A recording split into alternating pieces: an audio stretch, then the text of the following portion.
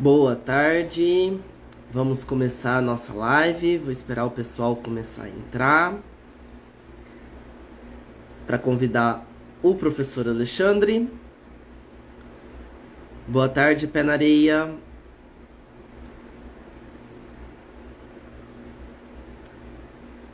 Aguardar uns minutinhos para o pessoal entrar e para poder convidar o professor Alexandre Ferraro para a gente ter a nossa live sobre sistemas subterrâneos. Boa tarde a todos. É uma alegria poder estar trazendo novamente mais uma live do Paisagismo em Cena.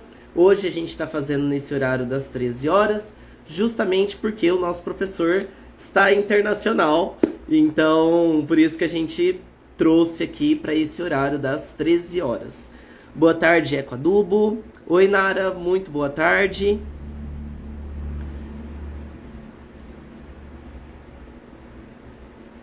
Lembrando que o Paisagismo em Cena é um conjunto de lives que vai acontecer mensalmente, onde todo mês o intuito é trazer um pesquisador, trazer um paisagista da área para tratar de temas relacionados à nossa atuação.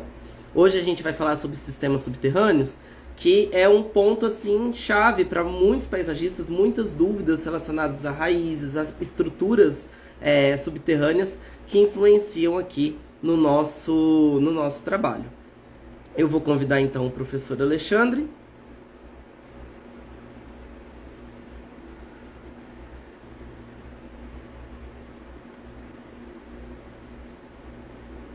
Em Portugal, Nara, olha, não é só o professor, também temos audiência internacional hoje aqui. Seja muito bem-vinda, viu? Boa tarde, Lucas. Boa tarde, Pami Pinheiro. Deixa eu ver.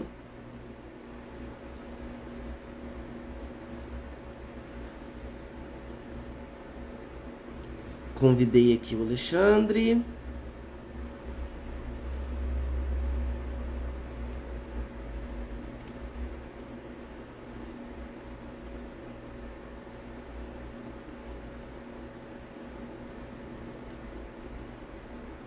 Aqui.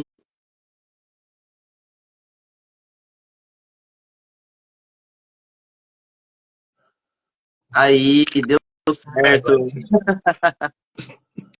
Tá dando pra me ouvir porque eu tô fazendo a live pelo celular, então não sei como que tá. Tá sim, tá ótimo. Imagem e som. Ah, Aí, que horas são aí, Alexandre? agora são recém 6 horas da tarde.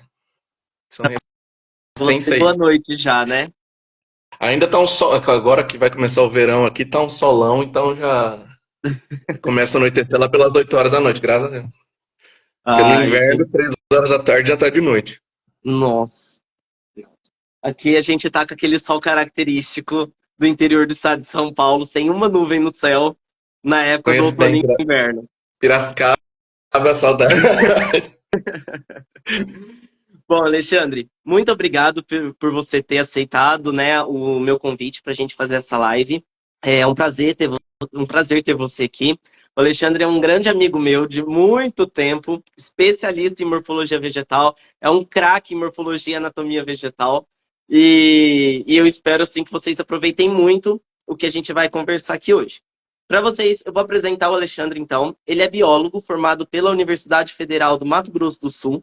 Fez mestrado em Biologia Vegetal também pela Universidade Federal do Mato Grosso do Sul e doutorado na Unicamp. Trabalhou com biologia vegetal, anatomia vegetal, morfologia vegetal, com foco nas espécies. No mestrado no Chaco brasileiro e no doutorado no Cerrado. Cerrado aqui do interior de São Paulo, né, Alexandre?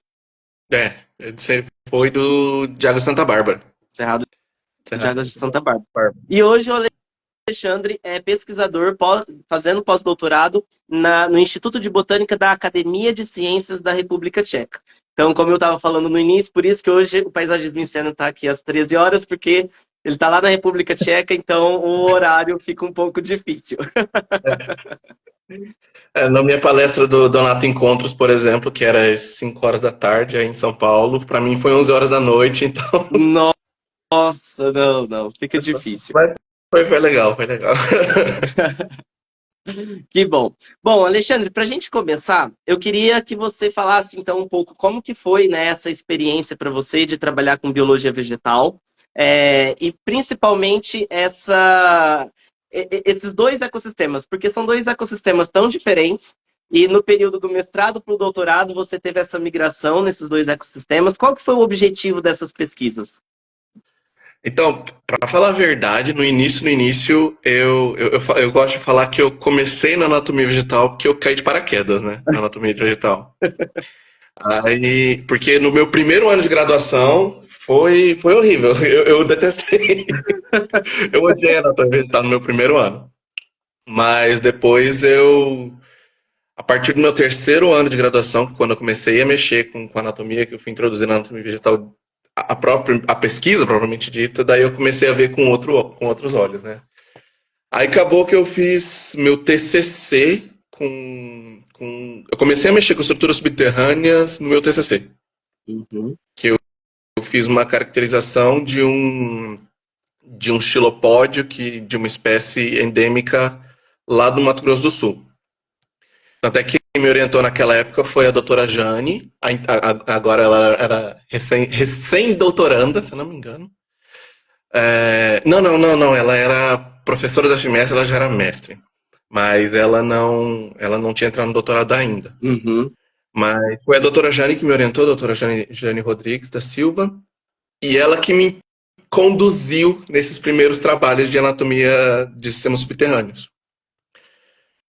Tanto é que quando você me convidou para dar a palestra, eu falei, gente, mas como é que eu vou fazer isso? Tipo, como é que eu vou. Porque eu nunca trabalhei com paisagismo propriamente dito, né? Eu trabalhava com a descrição anatômica e Aham. mais recentemente com a parte aplicada, a parte ecológica, a parte funcional.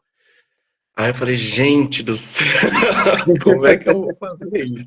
Mas enfim, você tinha Mas esse é o perguntado do chá. intuito, esse é o É, intuito, de trazer essa teoria que às vezes as pessoas acham que está tão distante, né? Eu sou da seguinte opinião: as plantas, elas são nosso material construtivo. Enquanto a arquitetura tem o cimento, o aço, o vidro como material construtivo, o nosso material são as plantas.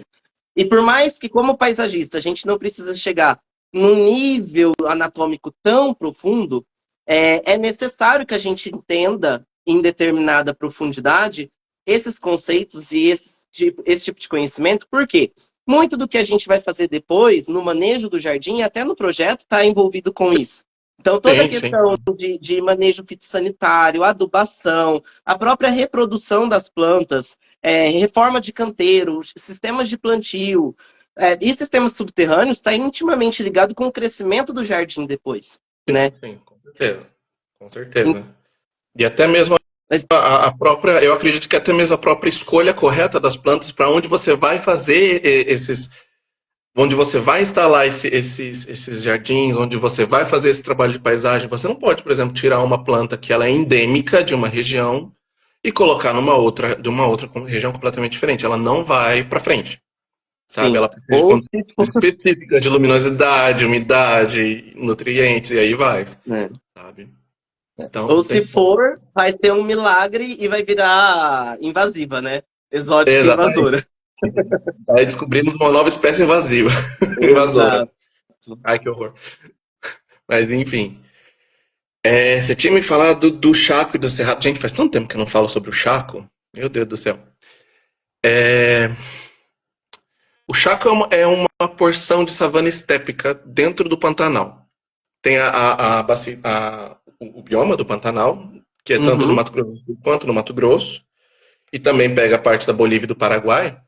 E o Chaco, ele é presente dentro do Pantanal, ele é presente. Deixa eu só fazer um outro adendo. O Pantanal ele tem subdivisões também. uhum. Então, de Pantanal de Porto Murtinho, Pantanal do Miranda Bobral, Pantanal de. E por aí vai. Pantanal de Corumbá. Poconé, lá no Mato Grosso também. E o Pantanal, essa parte do Pantanal que eu trabalhei, onde fica o Chaco, fica bem ao sul, na porção de Porto Murtinho. É uma porção Uhum. muito. É uma porção pequena, mas a porção de Chaco ela é ainda menor. Sabe? Uhum. Se eu não me engano, quanto é que. Eu acho que eu tinha até tava falei pouco antes da live que eu tava procurando a minha tese de mestrado para lembrar quantos por cento. Se eu não me engano, era 5 ou 7% da planície chaquenha, porque Uhum, é uma grande planície, mas acho que 5 ou 7% ocorre no Mato Grosso do Sul, uhum, sabe? Então, eu tive uma honra de trabalhar lá no Chaco, porque eu adorei trabalhar no Chaco, adorei, entre aspas, com todos os seus vieses, mas foi uma experiência bem interessante. E para mim foi assim completamente diferente do Cerrado. Eu não sei explicar, sabe? O Cerrado em si, eu tenho uma paixão muito grande pelo Cerrado, sabe? uhum. Mas não me bote para escolher entre Pantanal, Chaco e Cerrado, porque eu não vou Não. conseguir, não vou conseguir, sabe? Existem características chaves para diferenciar essas duas formações, Uhum, sabe? Se a gente for falar dessas características, a gente vai ficar praticamente uma aula inteira só para uhum, falar de Cerrado e para falar de Pantanal é outra aula. Mas basicamente as características que nós vimos enquanto nós trabalhávamos no Chaco. E isso até mais para frente, se a doutora Jane ela vê a minha essa live, por exemplo, ela vai poder até concordar. O Chaco ele possui solos muito secos, muito duros de se cavar, muito secos. olha. São em algumas regiões são extremamente salinos, Uhum, o solo do Chaco. Então as plantas elas precisam ter adaptações tanto para aguentar essa salinidade quanto a dessecação e outra. Tem alguns pontos do Chaco que, ao invés, embora eles sofram com esse grande déficit hídrico, que ele é bem proeminente ao longo do ano, ele também tem algumas partes que alaga. Então as plantas precisam lidar tanto com esse déficit hídrico quanto com o excesso de água. uhum. Sabe? Então quando eu trabalhei com as plantas do Chaco, trabalhei com três espécies de Asteraceae. Elas tinham algumas características, as três tinham sistemas subterrâneos, duas tinham xilopódio e uma tinha a raiz tuberosa, Uhum, lignificada. E, ai gente, faz tanto tempo que eu não vejo trabalho. E eu trabalhei com folhas também. Eu trabalhei uhum, tanto com sistema subterrâneo quanto com folhas. A gente decidiu trabalhar com esses dois tipos de órgãos porque tanto raízes, mas nesse caso, falando especificamente agora de raiz, tanto raízes quanto folhas, elas são os órgãos que mais apresentam plasticidade para características xeromórficas, xerofíticas uhum. xeromórficas, que são Só para o pessoal entender, características xerofíticas ou xeromórficas são de lugares aonde tem pouca disponibilidade de água, né? isso. É Muita seca, muito tempo, pouca umidade do ar, então vai para uma, essa. uma planta xeromórfica, ela cresceu e ela se estabeleceu em um ambiente com déficit hídrico. Isso, Uma planta xeromórfica, ela apresenta características de uma planta xerofítica, mas não necessariamente ela vai estar num ambiente com déficit hídrico. isso. Sabe? Então, é, é, foi uma das principais coisas que me chamou a atenção. E, e foi aí que começou minha paixão por adaptações estruturais em plantas. Que foi que para mim a adaptação à seca para mim é coisa eu acho incrível ver como as plantas se adaptam a essa conseguiram se adaptar a esses processos de dessecamento e ganho de água novamente, e dessecamento e toda essa ciclagem hídrica, vamos dizer assim. Entre o Cerrado já não tem esse encharcamento, né? O Cerrado, É, principalmente aqui no interior de São Paulo, a gente está exatamente nessa época, é um tempo seco absurdo. Então, sim, entender essas estruturas dessas plantas é, faz com que a gente também vê as possibilidades que a gente tem de utilização dessas plantas dentro do projeto de paisagismo. Porque sim, hoje, por claro. exemplo, aqui em Bauru, a gente já está com um alerta de racionamento de água. Então, se eu tenho um alerta de racionamento de água, adianta eu querer fazer, insistir em determinados jardins extremamente tropicais, que a gente traz plantas vindo lá de Santos, vindo do Rio de Janeiro, vindo do litoral. Não tem como. São plantas, por exemplo, esses dias eu estava conversando com uns amigos meus paisagistas e muita gente está parando de usar a alpínia, porque é uma planta que é do litoral, gosta de muita umidade e a gente traz aqui para Bauru e ela derrete. Não, Então, não tem como. essas adaptações que as plantas vão tendo, para nós do paisagismo, é como se fosse coringas, né? Como se fossem Uhum. mesmo auxiliares no uso dessas plantas dentro do projeto de paisagismo, para que depois vai demandar menos água, vai demandar menos adubação. O manejo dessas plantas depois no jardim, ele também vai ser diferente. Então, depois a gente vai entrar nisso para você falar que estruturas são essas, né? Esses sistemas subterrâneos, mas dependendo, por exemplo, de um plantio em jardim vertical ou em vaso, plantas que têm xilopódio vão ser plantas problemáticas para essas estruturas, diferente de plantas quando a gente coloca elas no solo. Então, essas adaptações, observar as plantas na natureza e entender essas estruturas e como que elas foram evoluindo ao longo do tempo, que vai trazendo esses insights para a gente poder fazer a seleção correta, dependendo do Ah, lugar onde a gente está, né? uhum. Não, com certeza. Essas estruturas, Alexandre,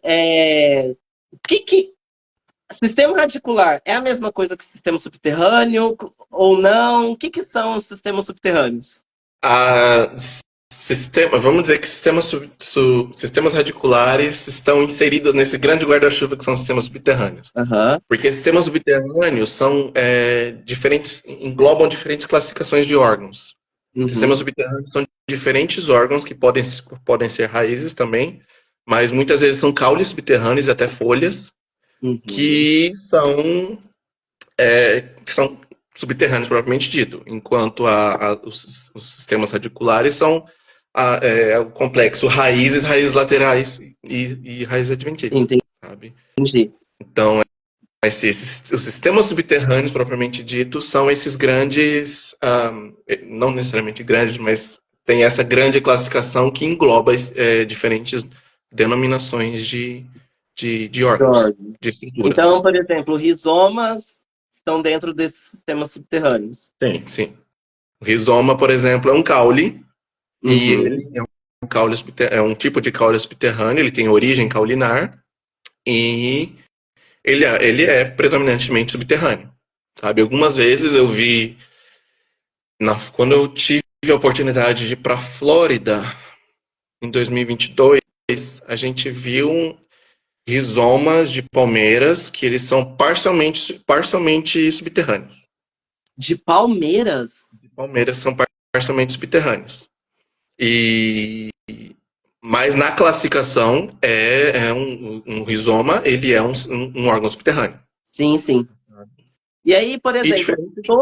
todos os tipos de caule subterrâneos estão incluídos ali? Ou tem uma característica específica para esse caule ser considerado um sistema subterrâneo? Então, por exemplo, um bulbo também é considerado um sistema subterrâneo. O bulbo é uma estrutura subterrânea. O bulbo é um órgão subterrâneo. Só que bastante gente confunde porque o bulbo, propriamente dito, a porção caulinar do bulbo é aquele achatadinho que a gente que tem, que a gente chama de prato. Aham. Aquele achatadinho é o caule e a própria forma bulbosa, o que dá a forma ao bulbo, são as folhas que são carnosas, sabe? Então na cebola, quando você vai cortando a cebola e você vai descamando ela, o que você corta, descama e cozinha e tudo mais, são as folhas do bulbo. Uhum. Então, gente, E, e percebe que quando a gente planta alguma coisa no jardim, que muitas das vezes começa a ter algum problema de crescimento, a aparecer assim, a se multiplicar e a gente corta a parte aérea e aquilo continua aparecendo. Muita gente confunde, fala, por exemplo, que a raiz é agressiva e na verdade a gente não está falando só de raiz. O que está debaixo da terra não necessariamente é raiz das plantas. E nas famílias botânicas que a gente trabalha, eu vou falar numa categoria maior. A gente trabalha, por exemplo, com a ordem Zingiberalis. Ordem das helicônias, ordem das musas, ordem dos costos, das marantas. Todas essas plantas têm sistemas subterrâneos que são vigorosos. Então tem sim. rizoma, né? Tem bastante ramificação do rizoma. Por isso que a gente corta aquela parte aérea e daqui a pouco tá brotando de novo. E aí fala, meu Deus, mas virou praga. Onde? Eu já cortei, voltou. Porque o caule que produz isso tudo, ele está debaixo da terra, não é aquilo que está para cima da terra. E entender essas diferenças dos sistemas subterrâneos vai mostrar para a gente que, se eu quero realmente acabar com essa helicônia aqui nesse canteiro, eu vou ter que cavar. Eu vou ter que cavar Sim. esse canteiro, Tem vou que ter que arrancar arrancar isso o órgão por inteiro. por É. inteiro. E se você deixar um pedacinho de rizoma é um tipo de caule que ele tem reserva nutritiva. Então ele emite raiz, consegue absorver a água e sais minerais do solo, ainda tem reserva nutritiva e emite outro broto. Então tem Sim. que ter uma limpeza mesmo assim profunda daquele canteiro, né?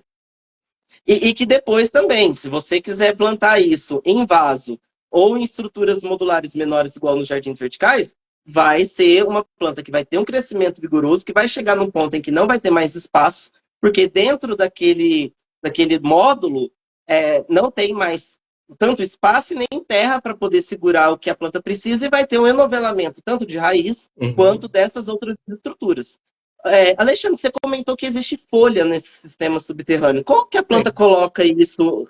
Como que a folha se apresenta, né, dentro desse sistema? As folhas, elas vão fazer esse papel de armazenamento, principalmente de amido, sabe? Ou de outras reservas que sejam importantes para a planta. Muitas vezes não é só necessariamente o amido que ele está presente nas plantas. Existem diferentes tipos de açúcares que Uhum, também podem ser feitos como reserva, uhum, sabe? Mas essas plantas, elas geralmente desenvolvem essas folhas, que elas não são fotossintetizantes, uhum, e essas folhas que vão proteger o meristema que vai produzir o pedúnculo. uhum, Aí, a partir dessa desenvolvimento, porque geralmente esses bulbos, como a cebola, por exemplo, tem os bulbos também que são como o alho, em que uhum, cada unidade, cada bulbilho é uma unidade que vai produzir um ramo aéreo. uhum, Cada unidade desse bulbilho tem uma gema, ou um meristema. No caso da cebola, ele é um único globoide, assim, uhum, vamos dizer, com um único meristema. Esse meristema ele vai se desenvolver e vai formar os folíolos que são fotossintetizantes, e vão formar também o escapo floral e a uhum, inflorescência propriamente dita. Sabe? E a partir dessas folhas que são verdes, que são clorofiladas, que vão fazer a fotossíntese, e vai ocorrer um armazenamento. E vai uhum. se repetindo esse ciclo, sabe? Sacou? Então essas folhas enterradas são basicamente de reserva nutritiva para a planta. Sim, são reserva nutritiva. Tanto é que você pode ver que quando aquelas escamas que a gente tira da cebola para cortar são Uhum, folhas secas, porque sim. aquelas reservas já foram utilizadas, sabe? Muitas reservas são utilizadas para manutenção do meristema, uma manutenção viável, de manter aquele meristema viável. Porque se eu pegar agora Uhum, uma cebola e botar para plantar, esse meristema vai crescer. sim. Essa gema vai se desenvolver. Sabe? E Uhum. mesmo eu não preciso plantar, se eu deixar ela lá, ela vai crescer também. Ela vai crescer. Tá? Por quê? Porque a cebola que a gente tem na cozinha e tudo mais, são órgãos que estão vivos. Sim. Então, aquelas reservas que estão, quando é que você compra uma cebola e vai usar ela daqui 3 semanas? Ela já está meio toda murcha. Então, por quê? Porque essas reservas das folhas estão sendo utilizadas para manutenção, para deixar essa gema, esse meristema viável Uhum. para produção desse escapo floral e junto da inflorescência. Sim. E aí, gente, isso que a gente está conversando aqui, vamos supor que nós fizemos um jardim com plantas bulbosas. Agapanthus, por exemplo. Agapanthus é uma planta que é bulbosa. Tulipa é uma planta que é bulbosa. Dália é uma planta que é bulbosa. E em uma região que eu não consigo ter o controle no pós-obra da manutenção desse jardim. Significa que essa planta ela já vai morrer assim em seguida? Não, porque como o Alexandre acabou de falar, ela tem reservas. Então, mesmo que após o plantio falta água, falta nutriente, falta alguma coisa, ela tem ali as reservas nos bulbos e ela começa a drenar. Só que se não tiver reposição de água e de sais minerais e de nutrientes depois, essa planta vai morrer. Por isso que às vezes canteiros de bulbos, eles têm uma resistência. Por que que a tiririca tem tanta resistência como praga? A tiririca é um bulbo, ele é um bulbo, tem o bulbo composto, escamoso, tunicado, E e ele é sólido, né? O bulbo que ele não tem Ah, sim, essa... é o cormo. Isso, É um cormo. cormo. Porque ela não tem essas camadas todas, mas ela armazena nutrientes ali dentro daquela batatinha que a gente fala que fica lá enterrada.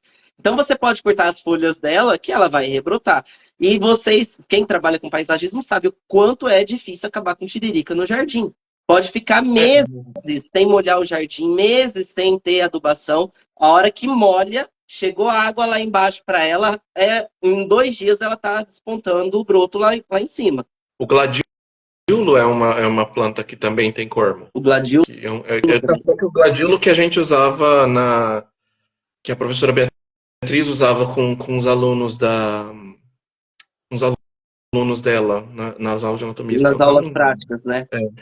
No paisagismo, a gente tem poucas plantas ornamentais que têm bulbos, Uhum. caules do tipo bulbo. A gente vai ter muita planta com caule do tipo rizoma. Tanto da ordem Zingiberalis, das poáceas, então, um monte, tá? Grama. Grama pode ser rizomatosa, pode ser estolonífera. Então, assim, nós precisamos entender que essas estruturas existem nas plantas. O jeito que a gente vai plantar isso depois vai modificar. Se eu planto um bambu moçô no meio de um gramado, dentro de um canteiro, sem nenhuma limitação, esse bambu vai se espalhar. Pode ser Sim. que eu queira que depois de um tempo esse canteiro esteja cheio de bambus pelos próprios brotos. Mas pode ser que não tenha espaço para isso. Pode ser que o meu cliente não queira. Então, aí na manutenção, é aquela história de sempre cortar os brotos que estão vindo, ou se realmente vai querer acabar com o bambu, vai ter que cavar esse canteiro de novo para poder tirar, tá? E cava bastante. Bastante, porque bambu vai longe. É. E, Alexandre, entre o chato e o cerrado, você viu essas estruturas, né? A gente falou de raiz. As raízes, quais são as principais adaptações? Você falou de raiz tuberosa, né? Aquela raiz que cresce em espessura, fica bem grossa, lembra muito a raiz tuberosa, a cenoura, a beterraba, Sim, sim. mandioca, tudo raiz tuberosa, né? Muitas espécies possuem essas adaptações nas raízes. Existem outras adaptações das raízes além desse engrossamento radicular? Como que você identificou nesses sistemas? No cerrado, é muito comum ocorrer xilopódio. Xilopódio é um tipo de estrutura subterrânea também, que ele pode ter origem caulinar, mas também pode ter origem radicular e pode ter origem mista, Uhum, tanto caulinar quanto radicular. aham, E muitas vezes, não muitas vezes, mas é comum encontrar plantas que possuem xilopódios, elas são associadas com raízes tuberosas. Porque xilopódio por si, ele não tem um parênquima de reserva desenvolvido. A maioria dos xilopódios. Existem algumas exceções, teve uma exceção que eu trabalhei no doutorado também, que era uma espécie que a gente chamou de tipo xilopódio, que ela desenvolvia uma grande quantidade de parênquima. Mas uhum, na grande maioria das vezes, essas espécies que contêm o xilopódio, elas são muito lignificadas e elas não têm um parênquima para armazenar. uhum. Além do parênquima do Para xilema, armazenar provavelmente não vou entrar muito em detalhe. amido, vamos dizer assim. Mas eles armazenam água. Também não. Muito Também difícil. não? Tanto é que corre essa associação com raízes tuberosas, porque a raiz tuberosa vai fazer o papel de armazenamento de água e de amido. Amido é o Uhum, carboidrato mais comum das uhum, espécies, né, que armazenam no cerrado. E dentre outros tipos também de adaptações em raízes, também tem, por exemplo, além das raízes tuberosas, existem as raízes adventícias tuberosas, uhum, que são raízes que são originadas de um outro local, sem ser a partir da raiz primária da planta, uhum, ou seja, a raiz originada de caule, por exemplo. Essa daqui, por exemplo, ó, isso aqui tudo é raiz adventícia, uhum, que foi formada a partir do caule, dessa tradescância. E as raízes adventícias tuberosas são quando essas raízes adventícias elas se tuberizam. E um exemplo é a mandioca. A mandioca é um tipo de raiz, de raiz adventícia tuberosa. uhum, Também tem as raízes gemíferas, que são uhum, raízes que são capazes de produzir gemas. E aqui entra um contraste que eu gosto muito, porque as gemas são produzidas principalmente nos caules. Ou seja, são as gemas axilares, que a gente chama, que são essas gemas que Uhum. são produzidas em caule. Gemas que são produzidas em qualquer outro órgão sem ser os caules são gemas adventícias. Uhum.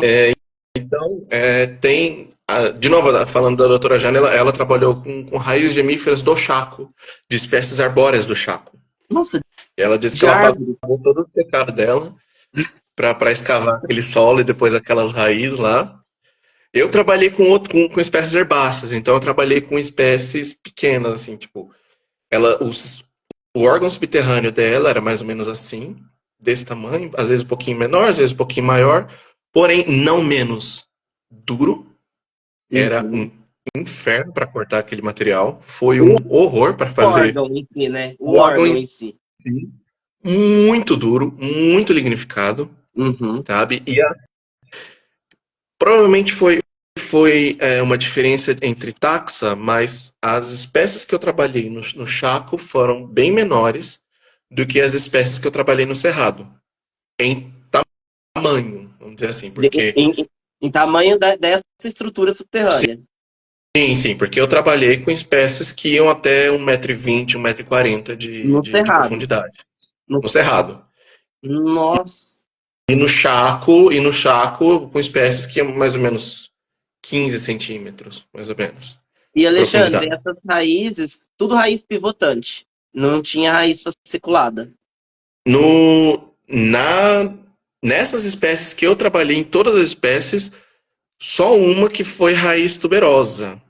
Todas as outras foram estrutura caulinar, basicamente. Teve uma espécie do cerrado que foi um xilopódio de origem radicular. Nossa. Que aí é quando a raiz primária ela vai atuar na produção desse xilopódio. Uhum. Sabe? Mas essas raízes, se eu não- elas eram raízes pivotantes, sim. Tipo, eu acredito que como eu não vi o desenvolvimento delas, sabe? Porque quando eu escavei, elas já estavam completamente espalhadas lá, né? Mas Então, todas, mas, todas eudicotiledôneas. sim, todas eudicóticas. Graças a Uhum. Deus. Não gosto de monocóide.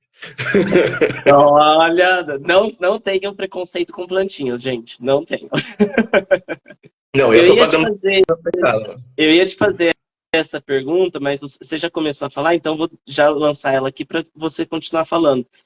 Dessa dificuldade, né? Do Chaco, você falou que a estrutura, né, do sistema subterrâneo era menor do que do Cerrado, muito comprida. E no solo, no Chaco, muito duro. Por que é tão difícil a gente ter bibliografias, livros sobre raiz? Porque a gente fala, né? Tem que usar plantas que as raízes não sejam agressivas, que as raízes sejam assim, sejam assadas, principalmente na parte de arborização urbana, todo mundo quer árvore que a raiz não estrague calçada, dentro de casa a gente planta em volta de piscina raiz que não seja tão agressiva, e muitas das vezes a gente não tem a informação, a gente pega um livro, como por exemplo, esse daqui, do Lorenzi, que é Uhum, uma pequena bíblia, aonde tem as características da parte aérea, crescimento, se é sim. de sol, se é de sombra, mas a gente não tem lugar nenhum informação do tipo de sistema radicular. Eu quero que você me fale do lado assim, do estudo disso, mas você comentou também no início quanto que a raiz é plástica, né? Ela consegue se adaptar de uma forma extraordinária às questões ambientais onde ela está submetida. Isso também interfere ou não? Quais são aí as principais questões envolvidas nisso? Eu não sei se eu entendi direito. Pera. Você quer saber das adaptações das raízes? Ou dos O órgãos porquê que é tão subterrâneos em difícil a geral? gente ter, primeiro assim, o porquê que é tão difícil a gente ter informação em um livro sobre as raízes das plantas? Você trabalhou com isso na sua pesquisa, né? Você Trabalhei. teve que lidar com isso, chegar até elas. Falando especificamente de raiz, é, é muito complicado. Dependendo do estágio de crescimento da raiz, é muito complicado. Falando da parte anatômica, tá? Que é a minha experiência. É muito complicado para obter os cortes. sabe? Às vezes você tem uma raiz que ela é muito fina, e eu tô vendo isso agora no pós-doc, porque aqui são plantas completamente diferentes das plantas que eu trabalhei anteriormente, e são plantas menores, Uhum. mais finas, então para cortar é um horror. E só que não é tão diferente das plantas daí, porque também para cortar aqui é muito mole, as plantas são muito molenga, então para fixar elas, para manter elas no micrótomo e conseguir cortar, é horrível. E no Aham. cerrado, para colocar elas no micrótomo era ok, mas para cortar era um horror também, porque elas eram extremamente duras, sabe? Uhum. As dificuldades de se trabalhar com raízes no geral, mas também com sistemas subterrâneos. Primeiro de tudo, depois que você consegue a sua licença ambiental para você coletar essas espécies, porque você precisa falar quais espécies você quer trabalhar, aí você precisa fazer uma pesquisa se essas espécies elas são espécies que estão em risco de extinção, se elas são espécies endêmicas, porque se forem espécies endêmicas, daí é um outro tipo de aval, porque aí Uhum. é mais complicado, sabe? E depois vem toda a logística e vem toda a parte de escavação, porque não é só chegar e arrancar a planta, mesmo se ela for uma planta pequena, não é só chegar e arrancar a coitada planta. Uhum. Muitas vezes, muitas vezes você tem que cavar ah, ao longo da profundidade, ao longo dessa propagação vegetativa que ela faz também, Uhum. sabe? E eu acabei de ver que a doutora Jane entrou na Ela live foi. aí, ela acabou de confirmar o que eu disse no início, que escavar plantas é um horror, principalmente no Chaco. No Uhum. Chaco, para você ter uma ideia, ela falava que ela tinha que cavar com picareta. Nossa. Porque a gente em Santa Bárbara, a gente cavava as plantas com pá, com trado, essas coisas. Só que como lá no Chaco o solo é muito seco, muito salino, muito compacto, Uhum. sabe? O padrão granulométrico lá é um pouco mais diferente do que no Cerrado. Então é Uhum. muito mais compacto, é mais argiloso o solo lá. Uhum. Então vira aquela pedra que não tem Pedra. como que vira um horror de cortar. E aquele sol de 45 graus na cuca, sabe? 45. Eu falo que no Chaco foi onde eu peguei a maior temperatura da minha vida. Nossa. Que eu peguei 48 graus com sensação de 50 em 2014, no meu último campo do mestrado, sabe? E isso é um dos problemas problemas, né? Que os revisores apontam na hora de revisar os nossos artigos. Que Uhum. eles falam assim: por que você não mostrou mais?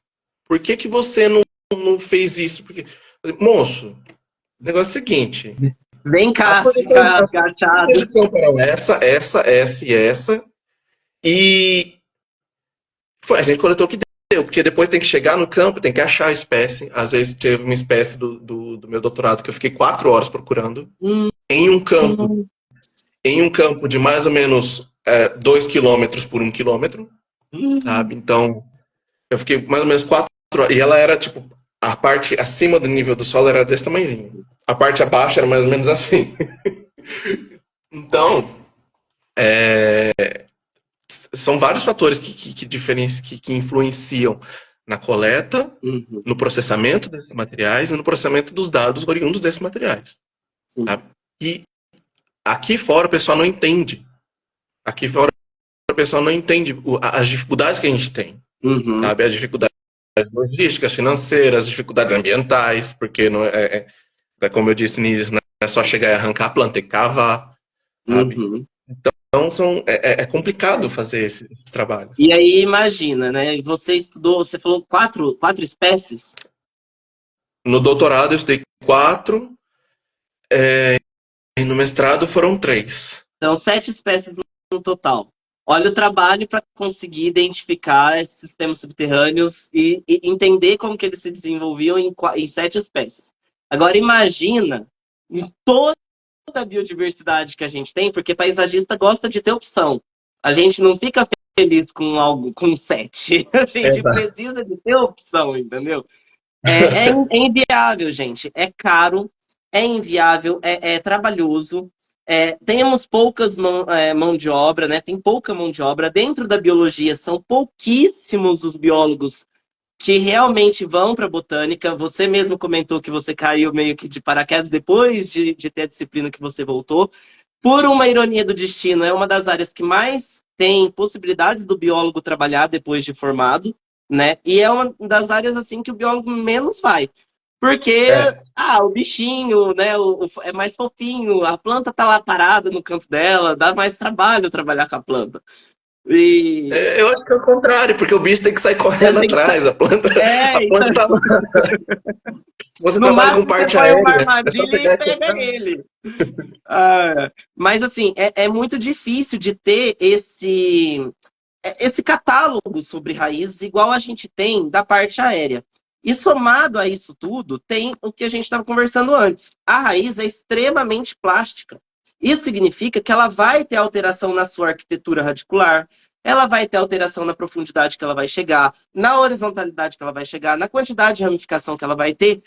Mas assim, com um monte de variáveis, desde temperatura, disponibilidade de água, disponibilidade de nutrientes, tem um monte de coisas que Uhum. vai afetar a arquitetura da raiz. No caso aqui do paisagismo, quando a gente vai fazer jardim, nós trabalhamos com plantas que são cultivadas, né? Eu falo que é um spa para elas, porque elas vêm do viveiro super, né, bonitinhas, protegidas do Exato. sol, bem adubadas, mas As orquídeas que muitas tem das aqui. vezes, nossa, o hotel Orquídea, delas. E então, aí é outro mundo. é outro mundo, outro. E aí chega nos nossos jardins para ficar debaixo do sol, chega nos nossos jardins para ser arrancada do pote e ser plantada. O processo de transplante é como se fosse uma cirurgia para ela. Uhum. Então, se você quebra essas raízes, e essas raízes, como o Alexandre falou, elas são. É ali que a planta vai pegar água e nutriente, é a boca dela. Se ela tem reserva, é ali que está a reserva dela. Uhum. Se é um rizoma, se a gente está falando já de caules, né, estruturas subterrâneas mais voltadas para a parte de caule, é o que vai brotar a sua planta depois. E aí a gente vai plantar isso e quebra, desmonta torrão, quebra as gemas terminais dos caules, nós vamos ter problema. A planta vai demorar muito mais para pegar, vai ter morte de planta, tá? Ela vai passar por um processo de adaptação no local novo muito mais sofrido, então vai perder folha, vai amarelar. Nossa, amarelamento de folha, então depois que você planta jardim é batata, né? Eu. Vai desidratar, murchar, Ah, vai acontecer um monte de coisa. fora que tá É, e, suscetível a ataque de peste, ataque de insetos, sabe? sim, aqui em Formiga. Bauru nós temos região endêmica de cupim. Tem Olha lá. cupim aqui que tá comendo cacto, entendeu? Então, assim, a gente fala, Bauru, quando eu fiz meu mestrado lá na Unesp, a minha orientadora ficava em pânico por causa que ela falava: aqui é muito selvagem, se não for formiga vai ser cupim, vai destruir esse jardim vertical seu. Gente, é real, a gente aqui em Bauru é uma região de insetos assim vorazes. Então isso vai Mas depender muito. tem, Hã?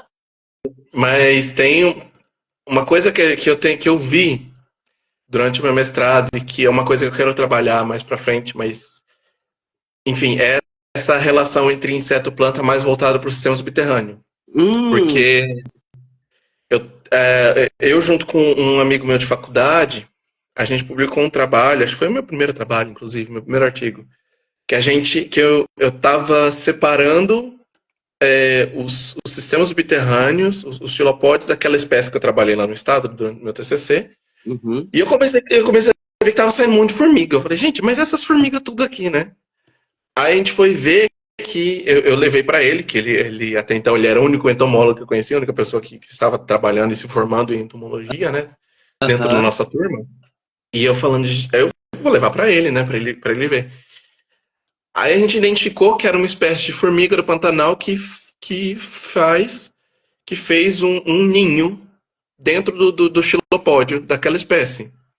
E a gente encontrou rainha, a gente encontrou larva, a Que gente encontrou soldado, a legal. gente sabe? Então tem essa interação da planta com Uhum. o inseto no sistema subterrâneo. Eu já encontrei durante o doutorado muitas.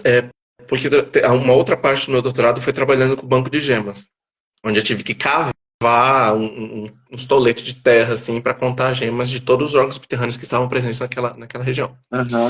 E a quantidade de larva que eu encontrei, sabe, ninfa de inseto que faz ovoposição entre as bainhas de gramíneas dentro dos rizomas, fala assim, gente, isso Olha. aqui é um universo que precisa ser estudado, sabe, essa diversidade de insetos, sabe, mas eu que sei que paisagismo isso não é bom, mas... Muito pelo contrário, muito pelo contrário. A gente tem a ideia de um paisagismo, eu chamo de paisagismo asséptico, que a gente tem que mata 99% das bactérias, Ah, entendeu? sim. Não pode ter bicho, não pode ter nada. E, na verdade, um solo que é vivo, um solo que vai demandar pouca interferência nossa, com pouca adubação, com pouco recurso, é um solo que tem esse componente biótico muito grande, né? Muito bem desenvolvido, seja ele de fungos, de bactérias, de insetos. Às vezes, muitos desses insetos eles são predadores naturais de pragas que acometem as nossas plantas. Então, isso está tudo dentro de um paisagismo ecológico.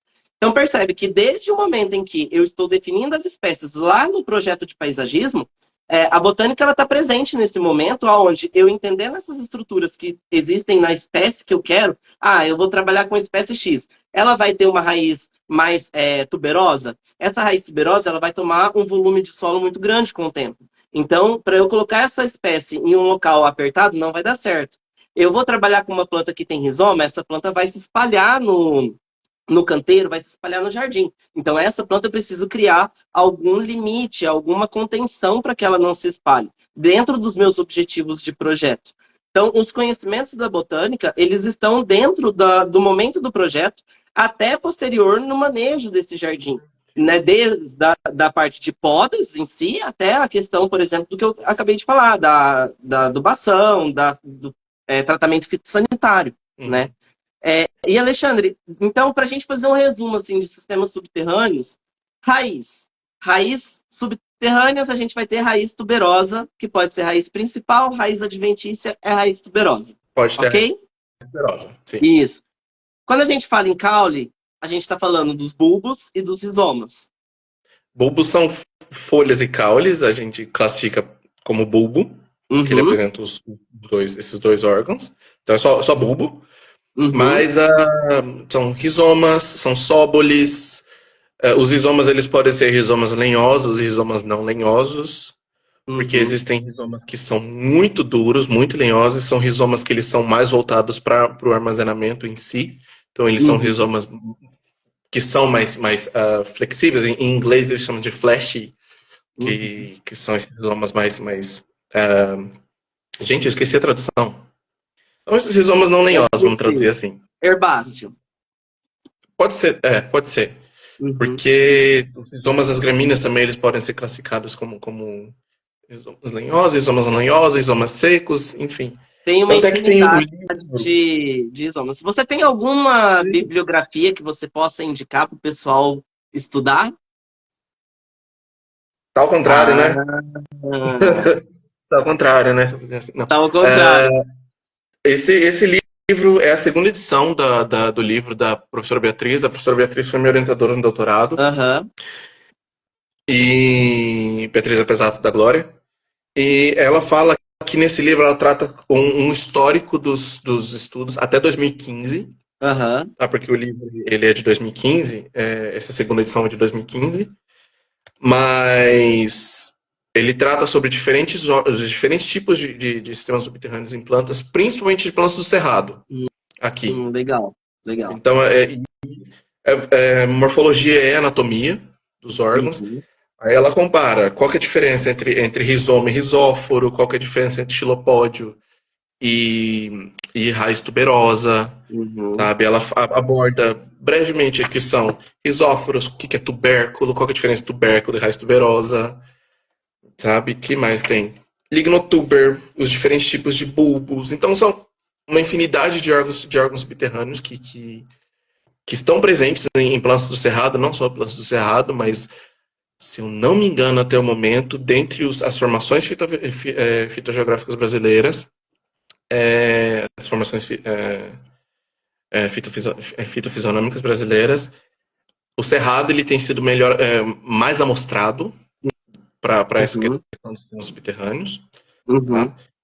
Inclusive, tem recentemente uma amiga minha, inclusive ela tá aqui na República Tcheca comigo, a doutora Gabriela Santos, ela teve a tese dela, que ela trabalha, a gente foi do mesmo laboratório também, e ela ganhou o prêmio de tese USP desse ano passado, se eu não me engano, onde ela veio estudando desde o do mestrado dela esse rebrotamento das espécies do cerrado Uhum. pós distúrbios. E como Uhum. que o cerrado ele se restabelece após os distúrbios. Que é Uhum. basicamente pela presença de sistemas subterrâneos com alta capacidade de armazenar Uhum. gemas, ter Uhum. essas gemas, e armazenar diferentes tipos de carboidratos, principalmente o amido. Sabe? Entendi. Então, E olha eu acho esse só trabalho que... lindo. Eu acho um trabalho lindo.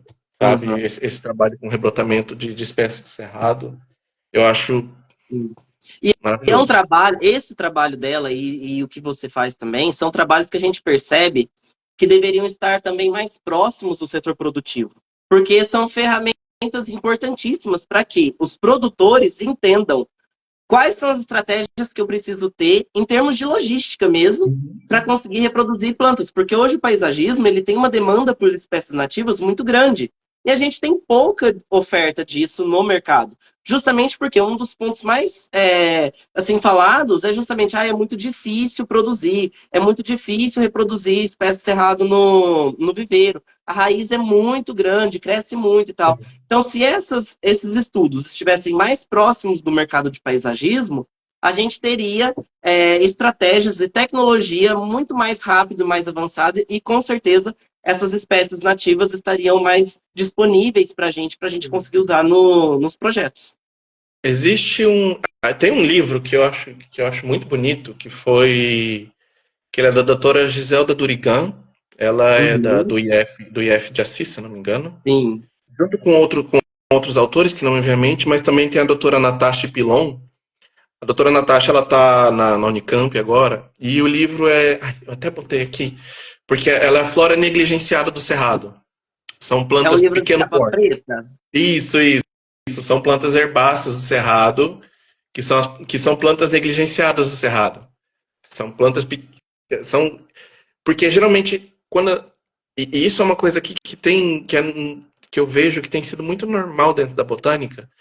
O pessoal eles estudam aquelas coisas que são grandes, frondosas, bonitas, árvore em geral, e eles esquecem que existe uma gama de espécies pequenas no cerrado, Uhum, sabe? E muitas, e principalmente no cerrado, claro. uhum, E E o extrato herbáceo cerrado, ele é riquíssimo em espécies. Ele é riquíssimo em espécies, e essas espécies são negligenciadas. E uhum, muitas vezes a gente olha para essas espécies pequenas, que elas têm essa porção aérea pequena, aham, e quando a gente vai cavar, elas são gigantes abaixo do nível do solo. sim. Que Sabe? E são essas espécies. rompe o mito de que o que tem em cima tem embaixo, dentro do Sim, sim. paisagismo. Sabe? Então são espécies pequenas que elas são pequenas acima do nível do solo, elas são pequenas no que nós conseguimos ver, sabe? Aham. Mas aí quando você começa a cavar, como diz o ditado, você vê que o buraco é mais embaixo, né? Sim. Então vai cavando, vai cavando, vai cavando, e quando você vê, Eu acho que esse livro é um de capa preta que tem uma foto azul, não é? Na capa. belíssimo. É, Eu acho lindo. esse livro, ele é acesso aberto. E É isso. eu disponibilizei ele para quem respondeu o meu formulário que eu postei lá nos stories esses tempos para trás.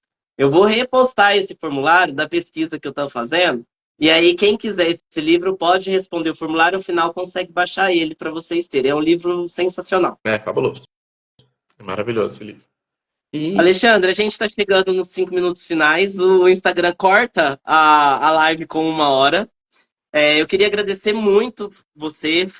Acho que você trouxe sim, muita contribuição, muita informação rica para os paisagistas, para quem ainda tinha dúvidas, né, do que é sistema subterrâneo, é a mesma coisa que raiz ou não, principalmente como que isso aparece nos nossos ecossistemas. Eu acho uhum. que deu para a gente discutir um pouco como que isso vem para nossa atuação.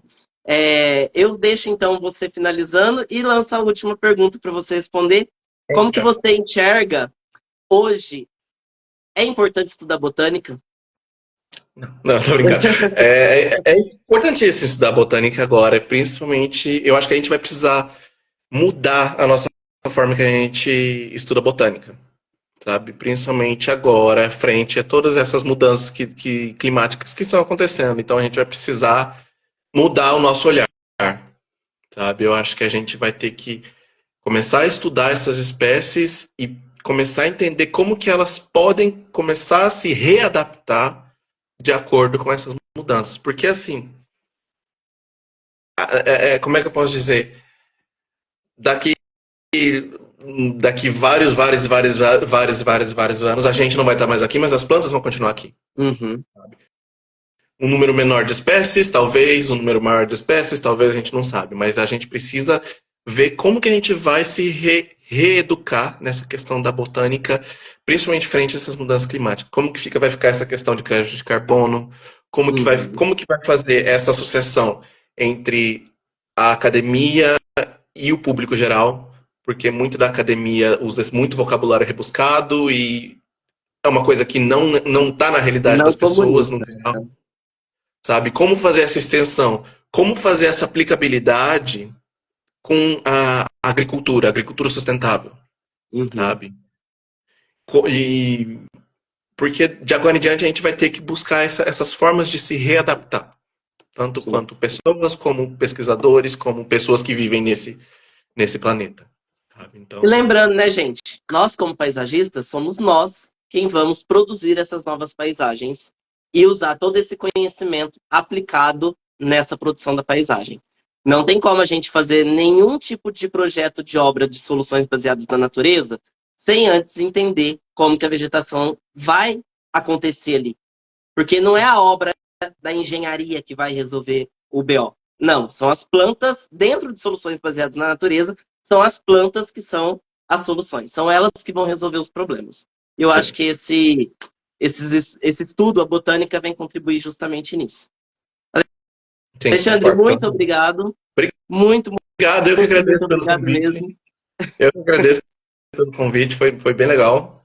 Tava um pouquinho nervoso, mas você sabe que eu sempre fico nervoso, né? Tranquilo, tranquilo, tranquilo. E com certeza a gente ainda. O Alexandre vai vir, eu quero trazer ele para a escola para ele dar curso aqui pra gente. Ainda vai vir. Vamos ver, vamos ver. Muito obrigado, Alexandre. De Pessoal, nada, muito querido. obrigado. Hã? Desculpa. De que isso? De nada. Pessoal, muito obrigado para quem ficou aqui até agora, quem participou, mandou comentário. A live vai ficar salva. E quem quiser o livro, eu vou mandar o formulário, vou postar o formulário nos stories depois. É um livro Então, tchau, tchau, boa belíssimo. tarde, boa noite para você. Bom descanso. Ainda tá sol, mas obrigado. Tchau. Tchau, tchau, obrigado.